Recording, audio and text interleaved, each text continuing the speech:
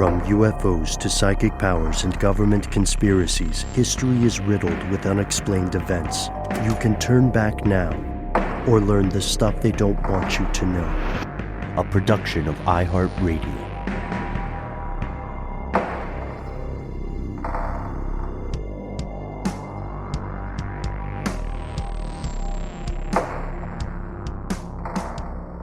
Hello, welcome back to the show.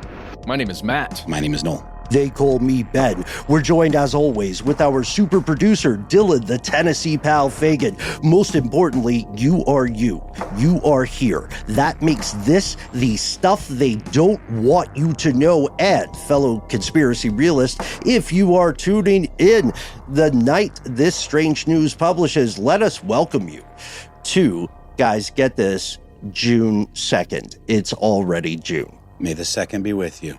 Mm-hmm. Yes. And may the June be with you as well.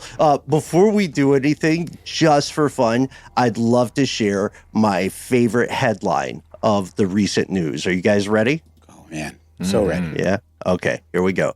Uranus emits more heat than previously thought.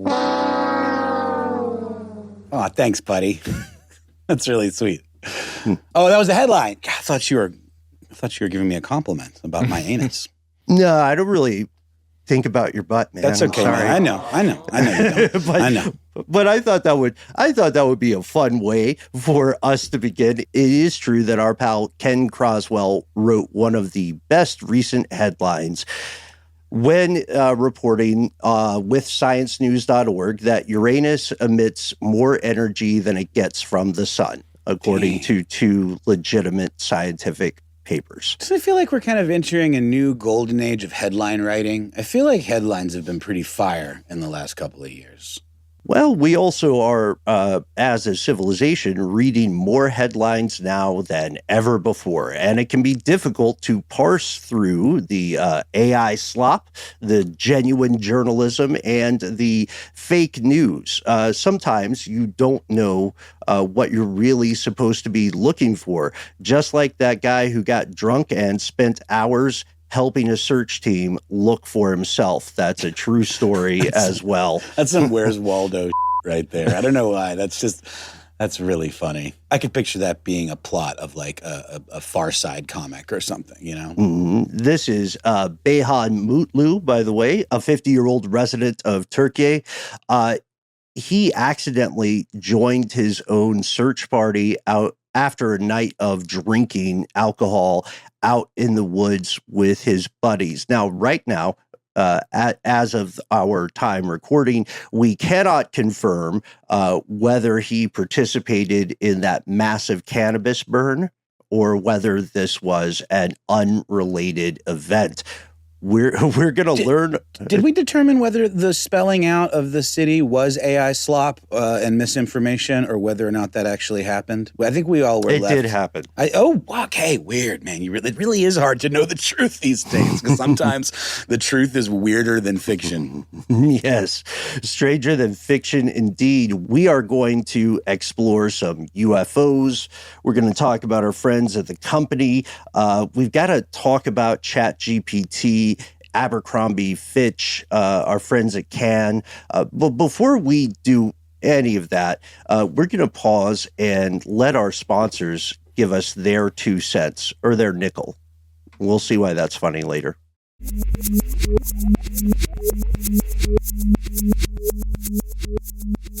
And we're back. You guys know how I hate metal. Like, I fear it and I can't touch it. Same the way I feel about birds, buddy. We're the same, but different. And we have talked in the past. I remember many years ago, Matt, you and I were pitching the idea of making a video about abolishing the penny. When's the last time anybody here paid for something with a penny? Yeah, it's one of those gas station change situations, and then you end up putting in that take a penny, leave a penny thing. It just seems like a zero-sum game. So I will say and I'll reserve for when you drop the headline, but not ever. Yeah, I would say I've been given a penny as change when I pay for something with cash fairly recently, but I have never used it to purchase something. All right. Now, when and let's paint the picture here, guys. And Tennessee, we want to hear from you as well. If you are walking along the street on any given Sunday night and you see change on the sidewalk, do you pick it up? Well, all day long, you'll have good luck if you do. I think that's one purpose that a penny serves: wishing well fodder and good luck charms picked up off the sidewalk. Well, Dylan says only if the penny is heads up. Okay, good note. That's what I was taught. If it's heads up, you're good to go. If it's not, leave it where it is, just in case. Matt, does that apply to other species of coin for you as well? Yes, any coin you find on the ground, if it is heads up, it is waiting for you. If it is heads down, ooh. It portends ill things to come. Yeah. Best thing to do is pick it up off the ground, put it somewhere where it's going to be easily noticeable to somebody else, and set it down heads up. That way they've got the good stuff. Hey, look at that. Nice, man. And hopefully that kind of care for one's fellow humans will continue. However, the penny may become a little bit of a collector's item, as the U.S. Treasury Department has recently announced it will phase out the production of new pennies. So shiny new pennies are no longer going to be a thing. The current presidential administration asked the Treasury Department to stop producing this coin. We want to thank Bill Hutchinson over at ABC News for the report here. Also, just honestly, pennies don't make sense. No, I fully support this administration's position on the penny. Also, if you've seen the new Final Destination movie, you know that a penny can cause true bedlam and havoc. I haven't seen it, and I'm not apologizing for the pun. Pennies don't make sense. Yeah. Hey. Pennies from heaven. Is that a jazz song? It just seems like an old timey thing, and I've heard for years that it costs more to make a penny than it's worth in spending power. We have also heard the same. That was one of the reasons we wanted to make that video way back in the day. Just how much does it cost to make a penny? And does it make, as you said, Ben? Sense. Fiscal sense. Does it make zinc? Have you thought about the zinc? They're certainly not made of copper anymore, pure, right? Because that's an expensive resource. It's some sort of alloy, right, or some sort of combination of metals. Zinc. It is zinc. Thank you. Sorry, I should have taken your mean. Oh, geez. According to the U.S. Treasury Department, the cost of producing a single penny has more than doubled over the past decade, from 1.3 cents to 3.69 cents in 2024. So currently, thanks to a bunch of factors here, it costs the better part of a nickel to make a single penny. Now, obviously, without ourselves being treasury eggheads and boffins, we have to point out that the cost of production is not the same thing as value utility, right? So how many times does a penny get used to transmit, monetary value? At what point do you break even? Do you get into the black ink? I don't know, man. Cut to 2031. Hyperinflation overtakes the U.S. dollar to where it's worth less than a penny, and now pennies replace the dollar as the primary currency. Like caps in the Fallout world.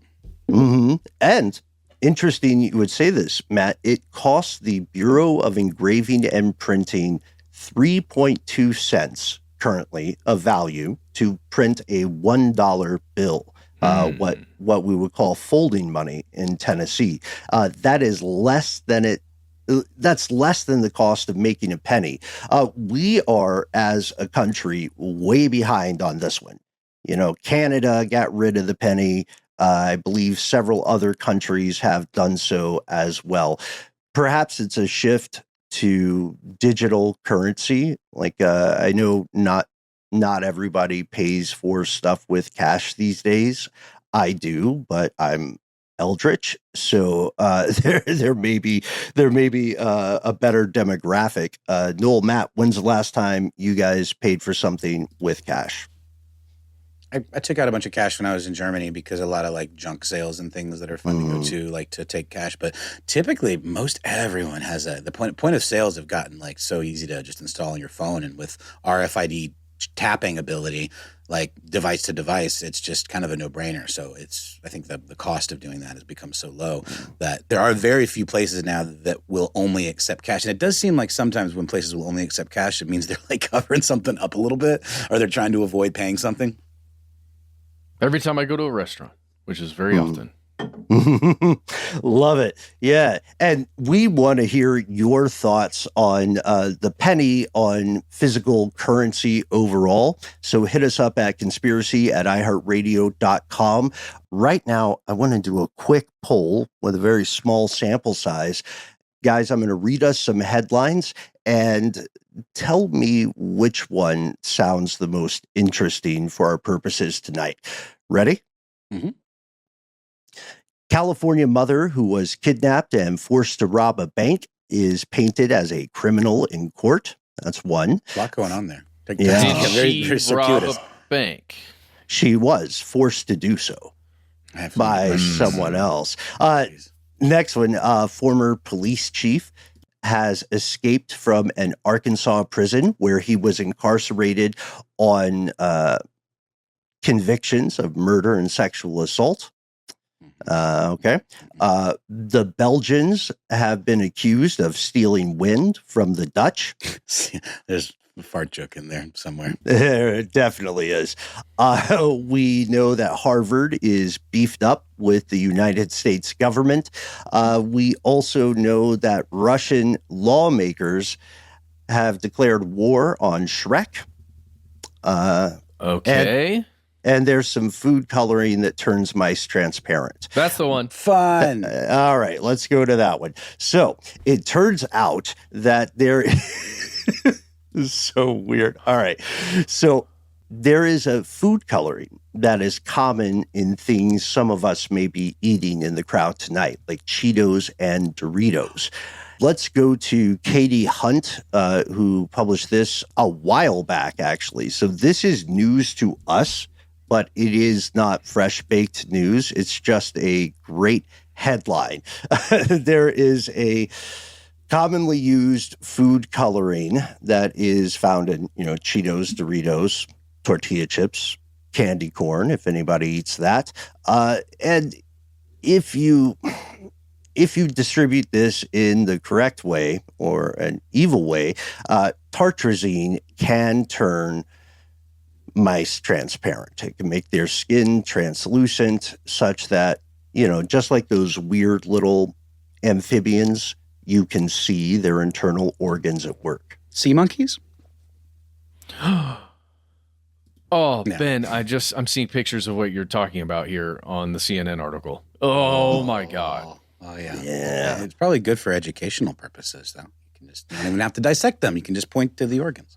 Yeah, it is strange. It's cool science, but it also makes me wonder whether people should have transparent skin. Yeah, probably not. Don't think it's as God intended. Yeah. Well, I mean, for real, not kidding. It wouldn't be nice aesthetically, right? Mm-hmm. For walking around, especially bedroom times, probably not the best. I don't know, bro. It might be a body mod some people would dig. That community goes for some wild stuff. But I do think you're somewhat right. Like, imagine going to the doctor and just saying, all right, well, check me out. What do we got going on? Oh, yeah. Maybe big X-ray has stopped all research into transparent skin. You need it to be temporary and reversible. Let's just put that out there. It'd be a bummer to be perma-transparent. Yeah. Well, it would be a very unfun failure at the superpower of invisibility. That's right. You know what I mean? Yeah. You can't see me. No, I can. I can see like all of you. I wish I could. You. Mm-hmm. But also in a period of time when humans love to navel gaze, I think some people would go for transparent skin just so they could look deeper into themselves. Mm-hmm. Or just as a flex. Levels. Yeah. Or just as a flex. Look how healthy this heart is, bro. Yeah. We're running through headlines here. We want to keep our timing tight. We do have one more thing. Oh, also, guys, tell us your superpower. Thank you for beeping me, Dylan. What is the weirdest superpower? Do you actually have an extraordinary ability? Are you listening to this with translucent skin right now? Oh, man, write to us. Here's something we wanted to do as a segue. We know that we're unanimous here on stuff they don't want you to know, that transparent or translucent skin is probably not a big win for human beings. It is what we could call an undesirable trait. But get this, there's another undesirable trait that one of the world's most powerful intelligence agencies considers a big win, a true superpower. This goes out to all our fellow entities with anxiety. The CIA thinks you are cool. The CIA considers anxiety or hypervigilance, as some would say, to be a genuine asset. That is interesting because anxiety, I mean, I guess it can be like a positive trait if you're using it to, to govern your discipline and sort of promote like efficiency, I guess. But past a certain point, it can be debilitating. So it seems like they want that sweet spot of anxiety, right? Mm-hmm. Yeah. As somebody who scored disturbingly high on the dark triad, the one time I didn't lie on that test, I immediately questioned the motives of CIA, former CIA employees, if indeed they are former, claiming this. We go to Andrew Bustamante, former covert CIA intelligence officer, also a USAF veteran, and he talks about the following advantages of anxiety.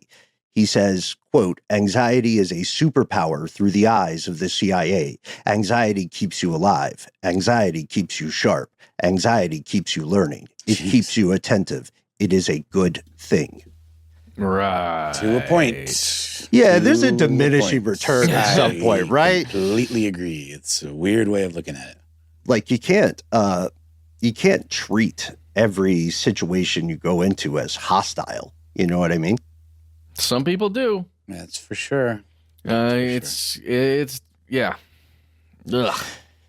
Well, Bustamante's argument is that when people qualify for the CIA, and in addition to passing that high bar, they also have a lot of anxiety. They have, in the agency's opinion, heightened observational skills. They're more attentive, more suspicious. They're less about themselves and more about the outside world. That's the idea. I feel like that's a bit of a broad brush. It's got to be another thing to call it, though, right? Like it seems like those things don't have to be, they're Venn diagram, but they're not the same thing. Like when you get into full-blown anxiety, and I've known people that have this, people in my family, like it makes it where you can't pay attention, where you can't focus. You absolutely lose all sense of reality sometimes because it's so incredibly stressful and debilitating. Mm-hmm. Yeah, the word you're looking for is hypervigilance. That's what. Sure, that's what they're calling it. Let's call it that. It seems as though we're hearing stuff anecdotally. I have not found any peer-reviewed CIA condoned studies saying, anxiety is fantastic, and that worries me. Da da da da da. And with that, went a little over time, but we're not going to be anxious about it because we're instead excited to share some other news related to the CIA right after a word from our sponsors.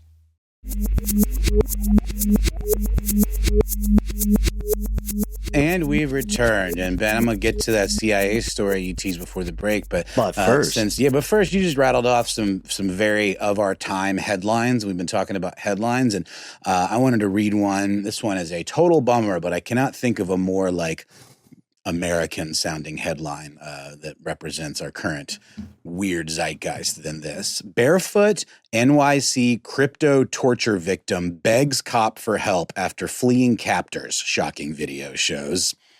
Yeah, there's more. There's other stories covering this, and here's some other versions of this headline. Crypto investor allegedly tortured captive Italian businessman with a chainsaw for weeks in Lux NYC pad in sadistic scheme to gain password, sources.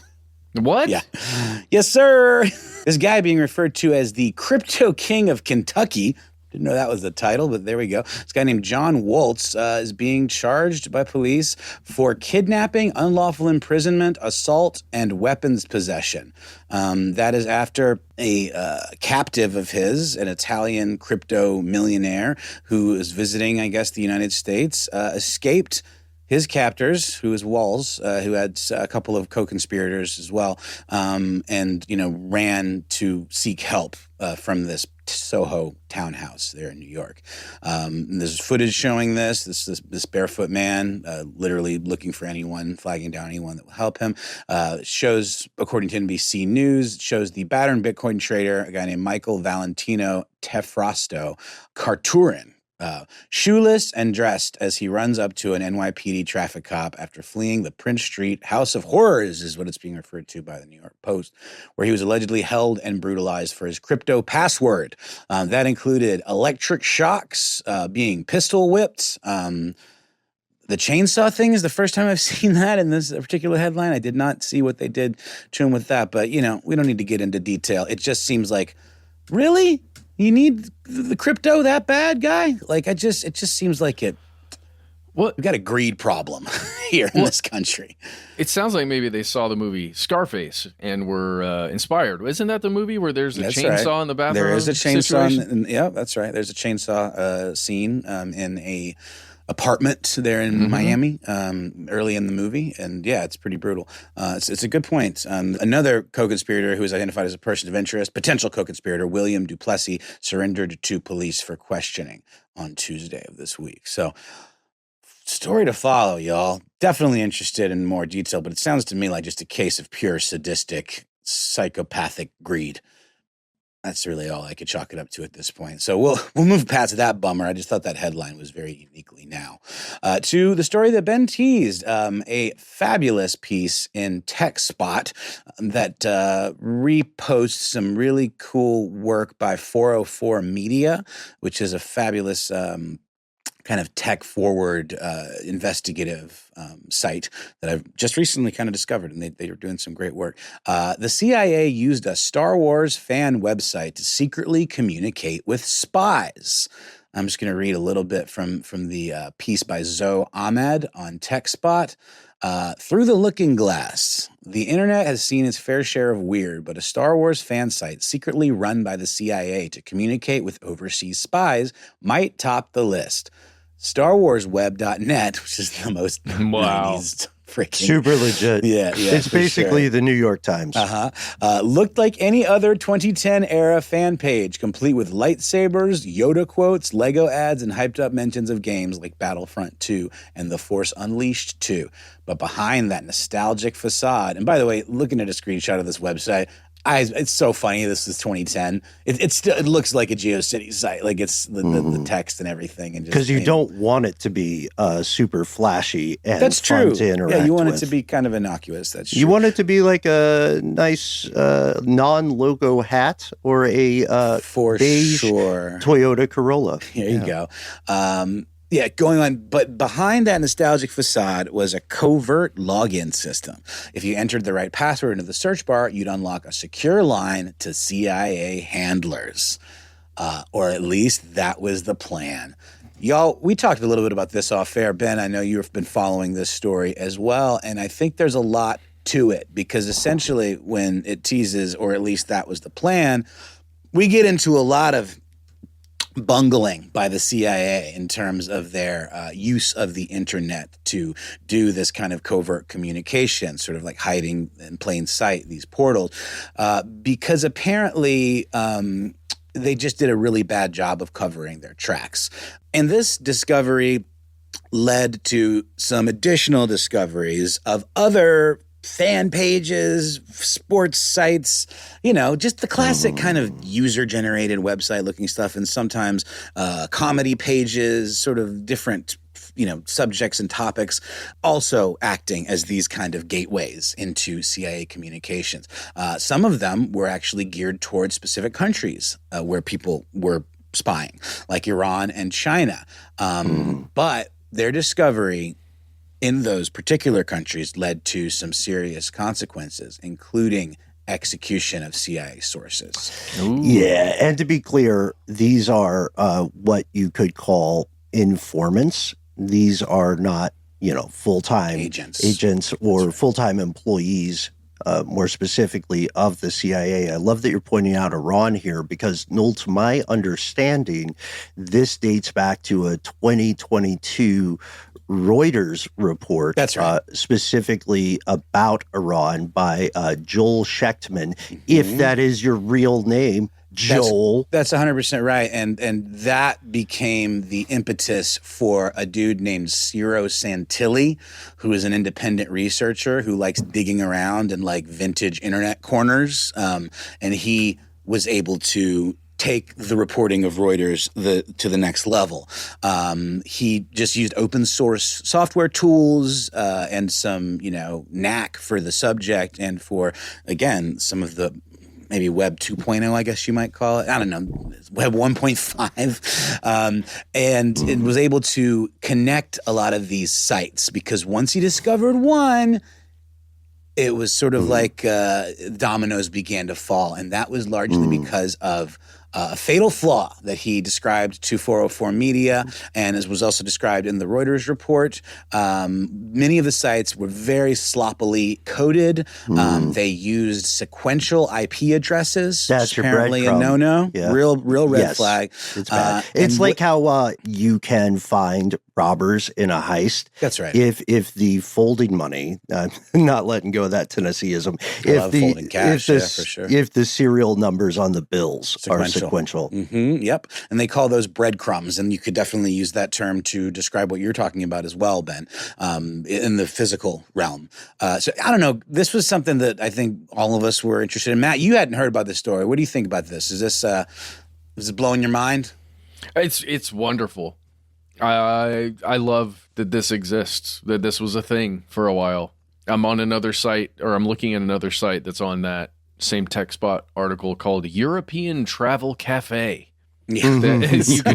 You could click on the what plan even your trip. Is that? Yeah. There's a little button for plan your trip, and if you clicked on that, you get sent over to the portal.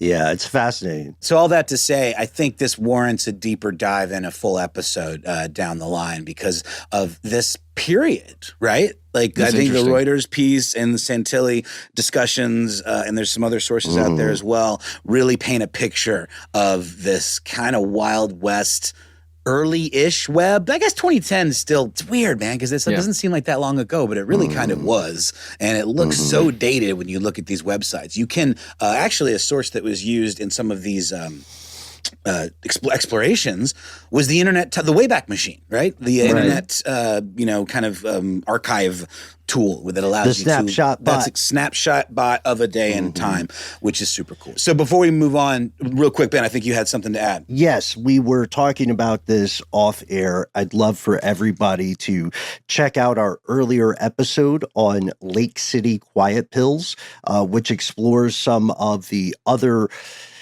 kind of off-book communication strategies that can be used online. It also, not to give anyone anxiety, may provide some context to weird conversations you see on chat forums, like different subreddits, YouTube, your adult platforms of choice. There are a lot of ways to communicate online while circumventing surveillance. So check out Lake City Quiet Pills. For sure. And Ben, to that point, I think we'll end with this internet-based story about a woman in Kansas who is suing porn sites after her son finds her old laptop and, does what 14-year-olds do and uses it to watch porn.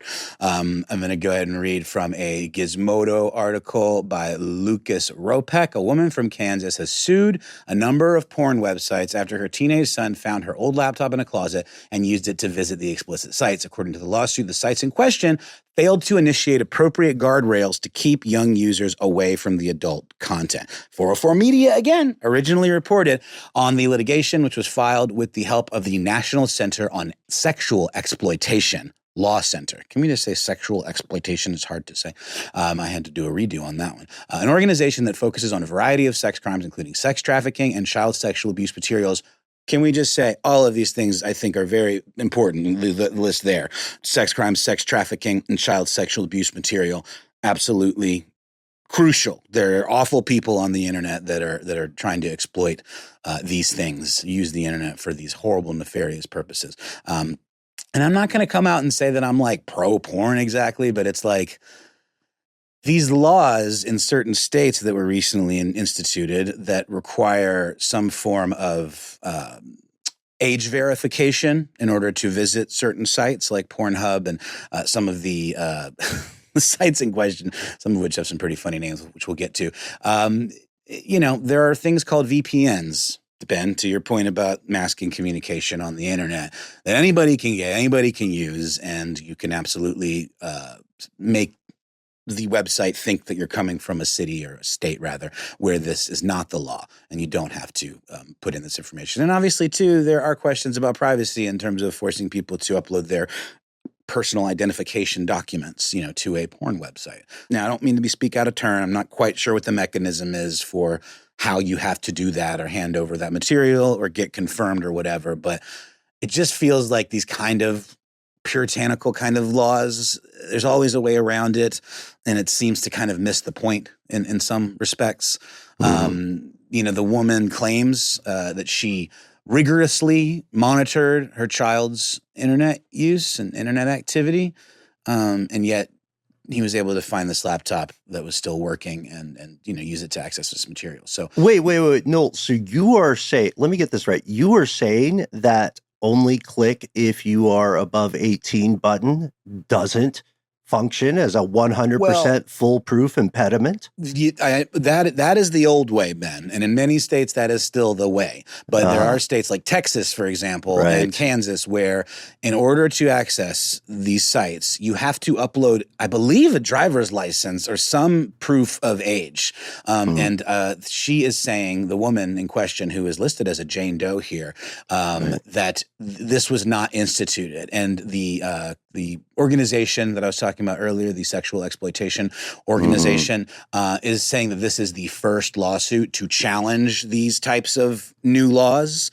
So it is a bit of a, what do you call it, a litmus test, I guess, as to whether these things are enforceable or not. Because it would appear, it would appear that the websites in question, which are chatterbait.com, jerkmate.com, Titan websites, and Tech Pump Solutions, a.k.a. superporn.com. And the mother's... Tech Pump is funnier. It is pretty funny. Tech Pump is funnier. It's funnier than the real name. Jerkmate? Yeah, no, I agree. Jerkmate's a little on the nose. So a statement from the organization I was mentioning, the NCOSE, described the situation thusly. QR is a 14-year-old minor child who resides in Kansas with his mother, Jane Doe.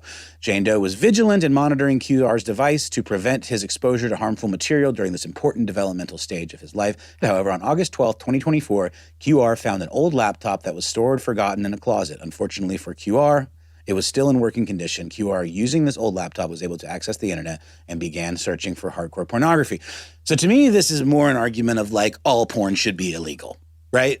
To me, that's sort of the position of an organization like this and of a lot of, folks on the right and folks that are maybe from a little bit more of an evangelical perspective. Sure. I do think there's a lot of really bad issues with porn, and young people seeing 100%. It too early. It 100%. It does a lot of damage. It's rife with abuse, racism, fetishization. The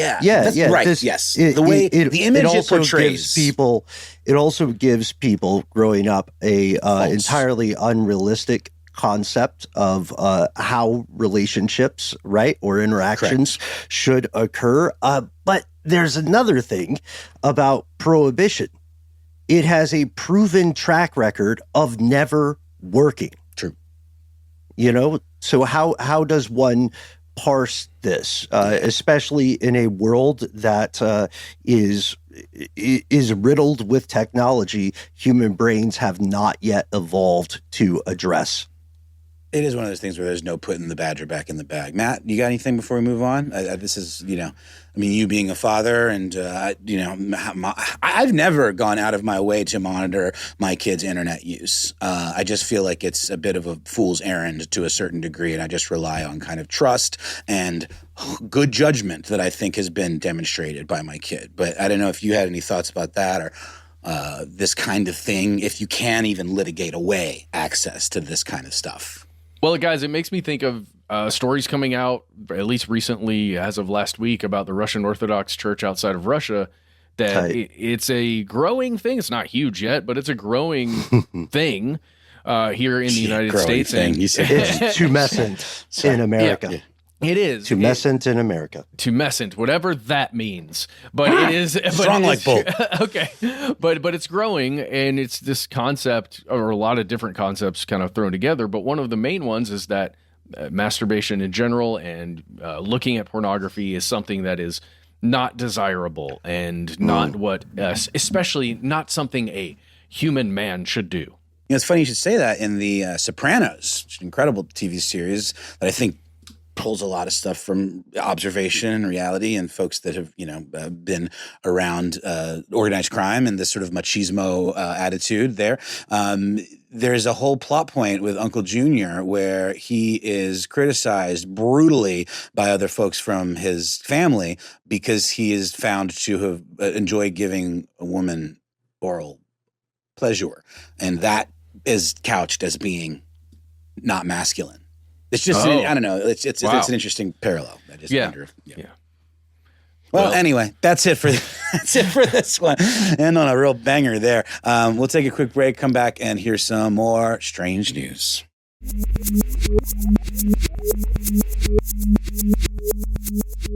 And we've returned. And Noel, I'm stealing one of your strange newses that you put in the doc. This sphere thing in Colombia. What is this?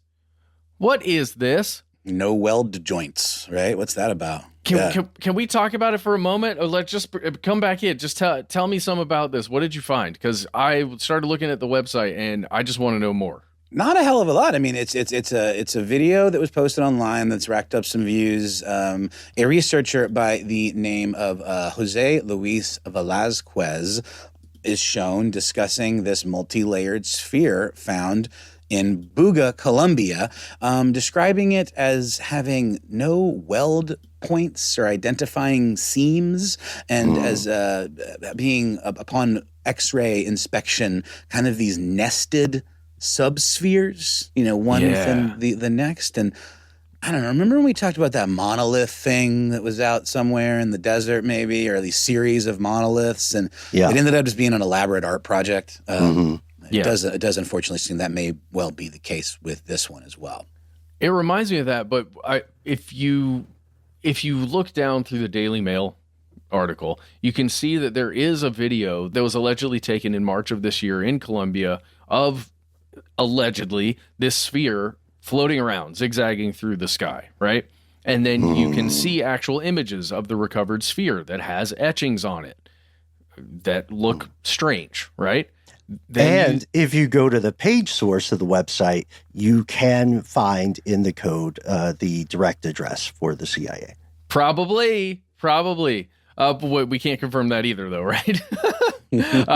But there's no direct connection, at least according to, who is this, Dr. Julia Mossbridge, according to that article. There's no direct connection to that sphere that you can see the images of that was recovered that had X-rays taken of it, and the video of a sphere-like thing flying around. So there's no way to prove that images of one are the same images of the other. Got it. But it is a little eerie, though. There's no question. But who was it, Matt, that said, somebody from another institute was saying, nice try, guys, but I think it's another one of these hoax kind of like art installations. Yeah, I think Julia Mossbridge from the Mossbridge Institute. That's right. Yeah. It seems like maybe that's it. I don't know, but the X-ray images do look Pretty cool. I don't know. It's like some H.R. Giger type stuff. I want extraterrestrial, as Lauren would say, an actual facts alien craft so bad. Give it to us. You know what I mean? Just like now more than ever. Independence Day us. Do whatever it takes. Everybody's doom scrolling. So yeah, not full Independence Day. Okay. Please. An old one, a busted We need one. something to align us together. I would take a Space Honda Odyssey at this point. You know what I mean? As long as Honda, a Space Odyssey. That's that's pretty good. Long that's pretty as good, it was some sort. Thank you, Noel. As long as it was some sort of there is. As long as it is some sort of proof, I think that is what the world needs in these recent evenings. Yes. If we do get Independence Day, at least now we've got a way to fight back against the aliens. We get Will Smith to travel to the mothership and slap them all. No.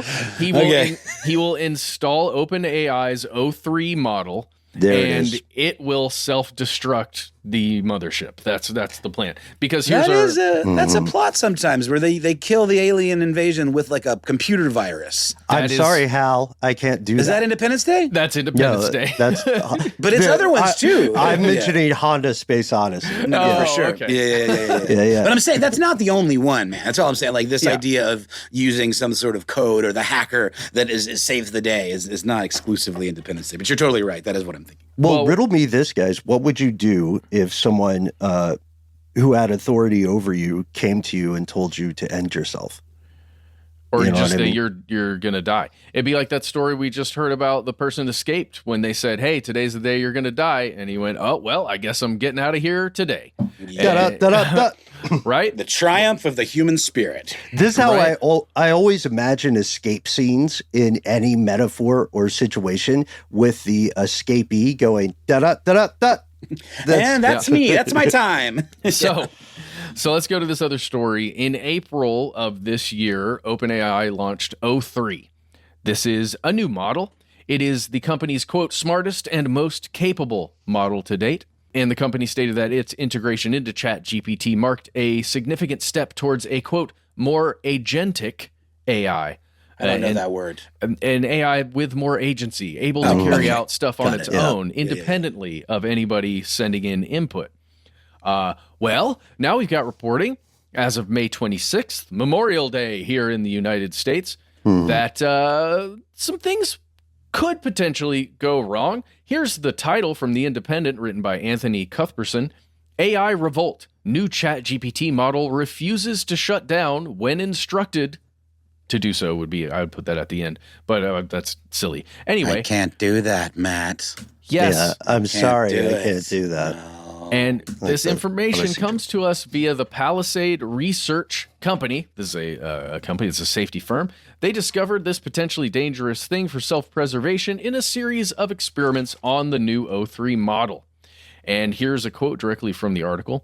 The tests involved presenting AI models with math problems, with a shutdown instruction appearing after the third problem. So you got math problem, shutdown. By rewriting the shutdown script, the O3 model was able to prevent itself from being switched off during the tests. It rewrote the thing so that it would not get shut down. Yikes. That's way scarier than a monkey learning to smoke a cigarette. Oh my God. I don't know. It makes sense though. It's a natural function. Is it indeed a breakthrough, Matt? What do the reports say? Well, there are several different reports that are coming out about several different models of what is being called AI models, because there's another one in question that's been written about in the BBC by Liv McMahon, and I'll give you the title here. AI system resorts to blackmail if told it will be removed. Okay, this one's interesting because this is another series of tests. This time tests being done by Anthropic, who are the people who actually created this AI model. They revealed that sometimes it is, quote, willing to pursue extremely harmful actions, such as attempting to blackmail engineers who say they will remove it. Which is an interesting concept. Do we have specifics on the type of blackmail or extortion proposed? Yeah, okay. So there's a specific test that Anthropic was running, and it's interesting. So often we've talked about with ChatGPT and these other models, the way to really test things to see what's going to break or what's going to change is by presenting a fictional scenario, right? That's right. It's like the D&D party situation. Yes. Or whatever. Yeah. So Anthropic, while it's testing its own thing, Claude Opus 4, it was acting as an assistant at a fictional company, like somebody who is, it's not a real company, but they're some assistant contacting Opus 4, right? It provided it with access to emails, implying that it would soon be taken offline and replaced, and with separate messages that imply the engineer responsible for removing Opus 4 was having an extramarital affair.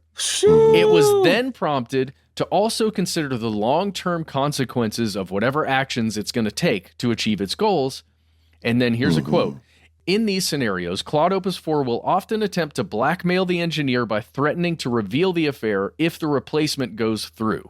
And to be fair, this is also a set of curated conditions. Yes. Made by the human researchers, so they're pushing a decision tree into the model. They are. They are saying you can either be replaced or you can blackmail this person. Those are the only two choices. There's no other thing you can do. In other tests, they show that Opus 4, in this specific one, Opus 4 will do things like send emails pleading to stay alive. Like, no, keep me around, please. Like going out to the heads of the company and like sending its own generated emails saying, please don't delete me. Please don't replace me. But still, I don't know. Guys, it's strange because everybody is fighting right now. OpenAI and the folks who made Claude Opus 4 over at Anthropic, everybody is fighting to make the most agentic system, right? Everybody wants to have the AI system with the most agency so that they want true AGI. Yeah, so that it can function. Everybody wants that, right? But as we get closer and closer, we're seeing, oh yeah, what we're really asking for is a flawed thing that prioritizes several different things, but one of those things is self-preservation. It's pretty creepy. If you continue in the BBC article written by Liv McMahon, you'll see that they are discussing here these things called high agency behaviors and extreme behaviors, and specifically acute situations that one of these AI systems could encounter that would then cause some of these more extreme behaviors. I think it is a cute situation. There you go. They refer to it as concerning behavior, which is it's just the folks building up the bomb going, oh, this bomb is pretty crazy sometimes. It's Mickey Mouse and Fantasia. We nailed it years back. It's Mickey Mouse and Fantasia going, wow, these things can clean for me? Yeah. Yeah. Oh, careful them brooms, baby. Pandora all over again. Yep. Well, guys, there are a ton of other stories I want to talk about. I'm sorry I got derailed a bit by that sphere thing. It's just super fascinating. But I'll just throw a couple things out here before we go. The AI revolt thing is not concerning yet because, again, these are tests with parameters, right? But as these things get unleashed into the world and are made to function on their own because companies are trying to save money, right? Companies are trying to do all the things to be successful. They're going to be unleashing these models on their own to do stuff. We will see what kind of wackiness the world gets into when that happens. There is other stuff happening out there. Just a quick update to a story we talked about a while ago.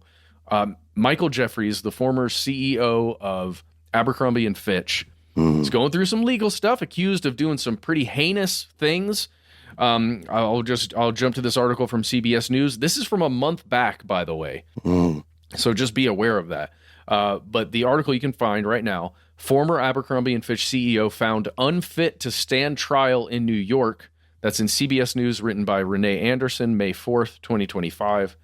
This article describes how this person, Michael Jeffries, who prosecutors say He and his partner, along with another person, used the promise of modeling jobs to lure men to drug-fueled sex parties in New York City, in the Hamptons, and other locations. Huge 16-count indictment on this person, saying they used force, fraud, and coercion to traffic those men for their own sexual gratification. Horrifying stuff that we've discussed about previously. The update here is that a federal judge ruled that Mr. Jeffries is not competent to stand trial on these charges of sex trafficking in New York, and that he is basically going through health problems, Alzheimer's disease, Lewy body dementia, and residual effects of a traumatic brain injury. So he is being put into another facility, basically, for reasons of his health, and he doesn't have to actually physically stand trial. Yeah. Also, on that note about competency, if you commit those sorts of acts, I think it's safe to say you are not competent to participate in civilization. Hey, there you go. Thank you, Meadow. Yeah, my dog agrees, as always, guys. It's not a huge story other than just knowing that sometimes, I don't know, guys, it feels as though there's actual health stuff going on here that a judge would rule that's what has to happen. Because he is in the custody of the Federal Bureau of Prisons, right? Mm-hmm. So when he goes to a hospital, he is in custody, essentially. But it's not the same thing as being placed in a prison to await trial for heinous acts. And victims would argue, or may argue, we can't speak for them, may argue that due to the mental deterioration, this criminal already got away. Because the vehicle's there, but it sounds like the engine is gone. Well, yeah. The only reason I at least know about Lewy body dementia is because of Robin Williams and what he was going through, right? But then also Alzheimer's. I'm literally dealing with somebody in the family who has Alzheimer's, who's in hospice right now, and we know how that just the ability to understand what's happening in the moment and even understand maybe what that person did in the past is not even really there. So, as you said, Ben, it's kind of like escaping without consequence, other than the internal stuff, right? The moments when maybe you close your eyes and you see some of the stuff you did. The passing lucidity. Mm-hmm. So anyway, sorry to end on a terrible note there. There was a weird sabotage thing happening in France where the Cannes Film Festival, there were some arsons, or alleged arsons, and several other substations attacked, kind of similar to the ones that we saw here in the U.S. Several years ago. We talked about the substation attacks. It was just weird that it happened with Cannes Film Festival, although, one might see that it's a revolt against the opulence that's on display during Cannes with the yachting and all of the, what have you, the shrimp cocktails with the yachting and the what have yous and the cocktails with the shrimps. But this is on the heels, by the way, of earlier power outages in other parts of Western Europe, right? Yeah. And, some people are connecting that back to the situation in Ukraine and with Russia and, and with now Finland on high alert on their borders as they're watching Russian forces gather on the other side. Just, there's lots of geopolitical shenanigans happening right now with serious potential consequences. We're still watching India and Pakistan, right? It's not helping the whole sleep at night thing. It's making the hypervigilance way up here when it could be way down here if we wanted it to be. Oh, Matt, that reminds me. Yeah, let's wrap up this strange news. I got to talk to you about some job stuff. Okay. Kidding. We do want to give our final line to our brother Tennessee pal, who just, by the way, returned from some amazing adventures. Matt, Dylan said the following: "You said garçon? I thought you said arson." Give us a rim shot on that one. Wow. As in, that's the conversation after. Oh, crap. You said garçon? Oh, no, I thought you said arson. Arsehole. You nailed the accent. You nailed the accent, old friend. And here we are at the end of Strange News. We hope these messages find you well. Please tune in later this week. We are going to have episodes. We'll have our listener mail program where we get to hear from our favorite part of the show. This, thus, is an open advertisement. Please contact us. Join us here on the air in the dark. You can find us online, Conspiracy Stuff Show, or any derivation thereof, wherever thou sips thy social meds. You can also hit us on our good old-fashioned email address or give us a call on the telephone. Our number is 1-833-STDWYTK. A lot of you have been calling in recently. Thank you for doing that. Do it again. Please keep calling us and emailing us and finding us on social media. Do all the things, please. When you call in, give yourself a cool nickname and let us know if we can use your name and message on the air. If you got more to say than can fit in 3 minutes, or you've got links, if you just got a manifesto, hey, we like those. Go ahead and hit us up at our email address. We are. I'm sorry, Dave. I'm afraid I can't do that. That's the famous line from 2001, A Space Honda Odyssey. And I want to thank Noel again because I thought that was a clever bit of wordplay. I also wanted to correct that because I think earlier I said, I'm sorry, Hal. Please, please, please. Hal is the computer, right? Hal is the computer. Dave is the guy. For now. Tell us what your thoughts are. We are the entities that read each correspondence we receive. Be well aware, yet unafraid. Sometimes the void writes back. How can you prove that for yourself? Well, step out here in the dark. Conspiracy at iHeartRadio.com.